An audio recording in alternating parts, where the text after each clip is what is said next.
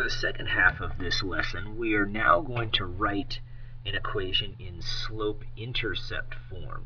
So as I said before, the first part we wrote in point-slope form. Now we've got to read those directions carefully. They say to write in slope-intercept form. So make sure you read those directions carefully, understand what you're supposed to do. And so what we're going to have is the same thing as before. We're going to be given a slope and it'll pass through a point. So here are the steps. First step is to write it in point slope form. So you're going to end up wanting to use that same form that we wrote for the last set of directions. You're going to use that y minus y1 equals m times x minus x1. So we're going to substitute our numbers into y1, m, and x1. And then we're going to simplify this, and our final answer will be in slope-intercept form. And so that would look like this. Y equals mx plus our y-intercept term, b. So that's what we're going to end up doing. So let's take a look at these problems. So the first thing, again, is to write down our point-slope formula and substitute. So again, we're just going to substitute into that point-slope formula. Again, it goes y minus y1, so the difference of the y's, and then equals the slope multiplied by the difference of the x values. So just as before, we take our slope and put it in for m. We take our x value and we put it in for x1. We take our y value and that goes in for y1. It always goes in for the ones of the subscripts. And then when we do that, now we have the equation in point-slope form. Y minus 8 equals, and then negative 1/3 multiplied by x minus negative 3. Now remember, whenever you have that minus negative, always change that to and add the opposite. Change it to plus positive. And then you could go ahead and distribute. So now we'll distribute that negative 1/3 over those two numbers. And so when we do that, we still have that y minus 8, but now it equals negative 1/3 x, and then this is going to be a plus, and it's negative 1/3 times by 3 over 1. So I treat this 3 as the same thing as 3 over 1. So you can see that cross canceling that goes on. So now we can take out those 3's, and what we're left with is this. Our next step will be y minus 8 equals, and then negative 1/3 x, and now it's just a minus 1. Minus 1 because we have a negative 1 times by the 1 here. Those multiply to make just 1, but it's a negative because it's 1 negative times by a positive. So we just have one final step here. We just need to move this 8 over to the other side. So the way we'll do that is an opposite operation. That's a minus 8, so I'm going to add 8 to both sides. So remember, when they're opposite signs like this, we always need to remember we need to subtract. So we subtract those two numbers.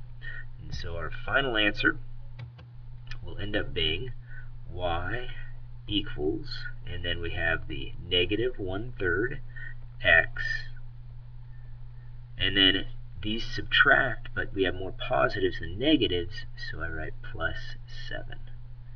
And that would be our answer.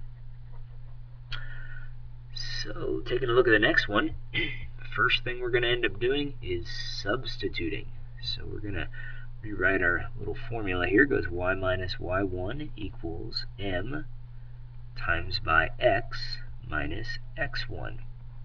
So we start with our point-slope form, and then we substitute the numbers into the equation.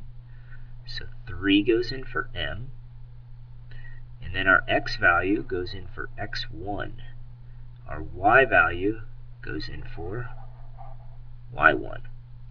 And so we go ahead and do that substitution and rewrite our formula. It goes y minus negative 7 equals and then the slope is 3 times by x minus 2. So the important thing to remember is whenever we have that minus a negative, change that to plus positive right away.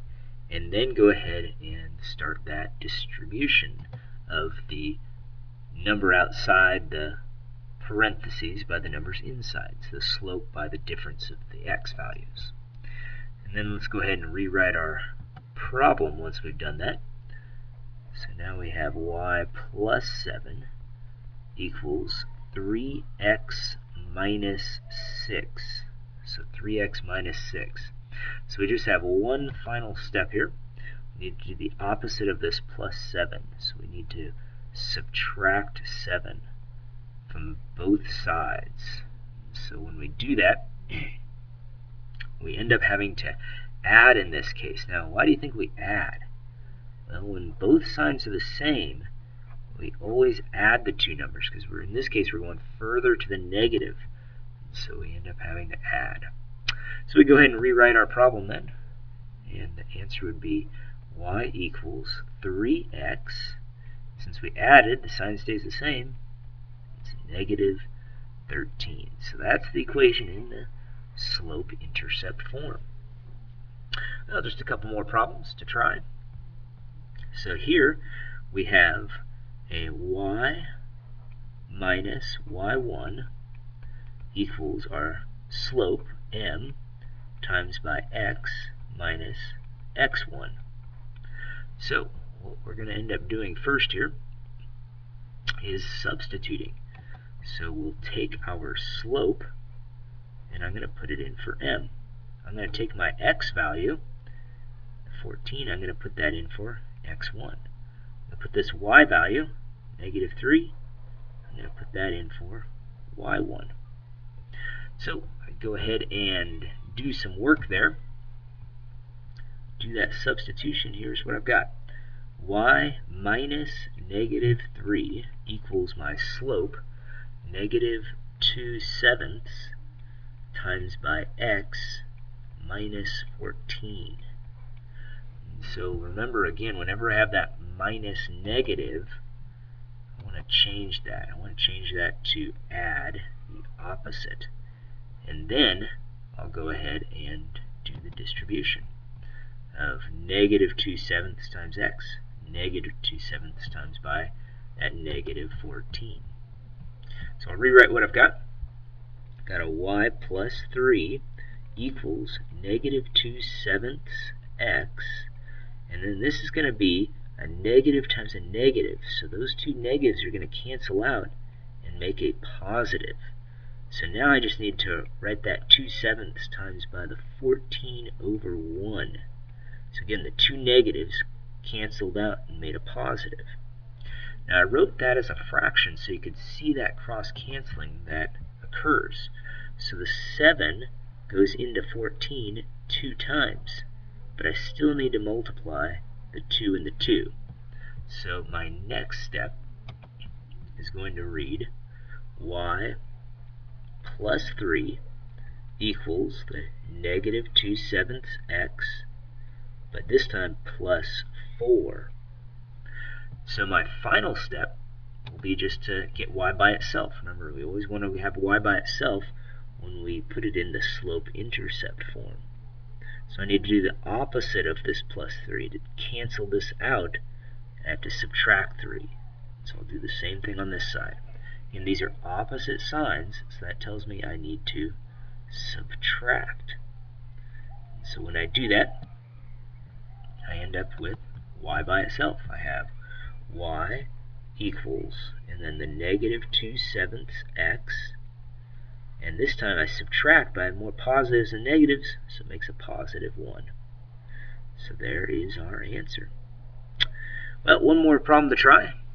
So again, we'll start off by rewriting that point slope form, which is the difference of the y values equaling the slope m times by the difference of the x values.